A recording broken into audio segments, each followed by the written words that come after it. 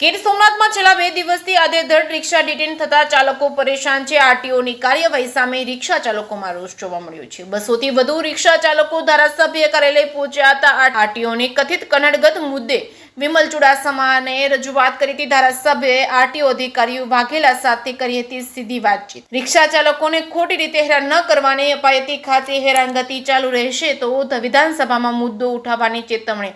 સોમનાથમાં 500 જેટલા રિક્ષા પેસેન્જરો અને ચાલકોમાં ચિંતા જોવા મળી છે। છેલ્લા 2 દિવસથી આધેધડ રિક્ષા ડિટેન થતા ચાલકો પરેશાન છે। ધારાસભ્યની મદદથી બાદ હાલ મામલો શાંત થયો છે।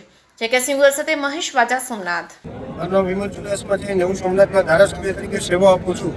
ત્યારે રિક્ષા એસોસિએશનના જે વેરાવળ, પાટણ, વિજયા શહેર અને તાલુકાના લોકો જે રિક્ષા ચલાવતા હોય અને ખાસ કરીને સોમનાથ જે પ્રથમ જ્યોતિર્લિંગ આવેલી છે સોમનાથ દાદાના સાનિધ્યમાં ત્યાં યાત્રિકોને લઈને જતા હોય અને ત્યાં સોમનાથની ટ્રસ્ટની જે પાર્કિંગની જગ્યા છે ત્યાં તેનો ચાર્જ જે છે એ ચાર્જ ભરીને પણ ત્યાં રિક્ષાઓ ઉગતી હોય છે કે જ્યાં હોટલો હોય કે ત્યાં રિક્ષાઓ યાત્રિકોને છોડવા જતો હોય છે ત્યાં આરટીઓ દ્વારા એમને ખોટી રીતે દંડ દેવામાં આવે છે। એમની પાસે કાગળિયા કમ્પ્લીટ હોય છે અને છેલ્લા 2 કે 4 દિવસ ત્યાં થઈ રહ્યું છે।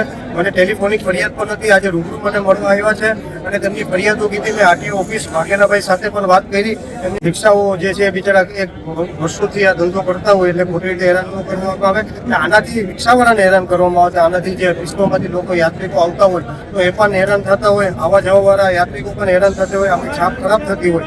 એ વાઘેલાભાઈ જે આરટીઓના અધિકારી છે એમને રજૂઆત કરી છે, છતાં પણ જો નહીં કરવામાં આવે તો આરટીઓના કમિશનર ગાંધીનગરને મારે વાત કરવામાં આવશે। છતાં પણ નહીં કરવામાં આવે તો આ વિભાગના મંત્રીશ્રી એને પણ મારા તરફથી રજૂઆત કરવામાં આવે અને છતાં પણ નહીં કરવામાં આવે તો આ ગાંધી ચિંધ્યા માંગે આવેદનપત્ર દેવામાં આવશે, આંદોલન શરૂ કરવામાં આવશે અને જરૂર પડશે તો ભૂખ હડતાલ ઉપર પણ આ રિક્ષા ચાલકો માટે બેસવું પડે। ધારાસભ્ય તરીકે જ્યારે અચકાય છે।